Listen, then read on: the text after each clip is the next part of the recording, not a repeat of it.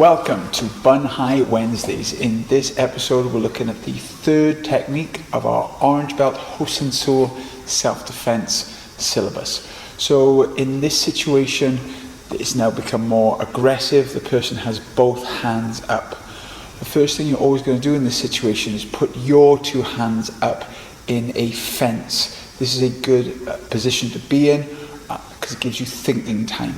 You're now going to grab both wrists and you're going to step forward and perform a Hadamaki low block on your right or left side. I'm doing like the form, Pyung, so I'm going to go with my right side. I step forward and my goal is to disrupt their posture any way I can. The lower I go in my stance, the more potential it is to disrupt them. I'm then going to parry to the outside of the arm and perform a back fist, which is used to get me to the outside of the body.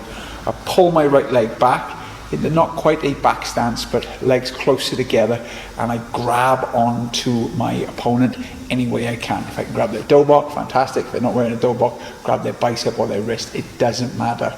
All it does now is it turns them slightly so I can get a good clean punch. Now, if you're the same height as your opponent, you're going to punch to the face. And as you punch with your right hand, your left leg will be on the outside of it, essentially wedging them. Now, if you're a smaller person against a bigger person, you can't punch over their shoulder because they're too tall for you. So what you're going to do is you're going to punch between their arm and their leg to their body. Either one's fine, the wedge will be in place. Now from here, all you're going to do is do a 90-degree turn, and if you're punching over the shoulder, you're going to do a low block. If you're punching under the shoulder, you're going to do an inside to outside chop. This will either disrupt your opponent or take them to the ground. Either way, you're going to take 3 steps back with your hands up and leave the situation. So the main things to do with this is when you're doing your low block, make sure you're going forward as far as you can.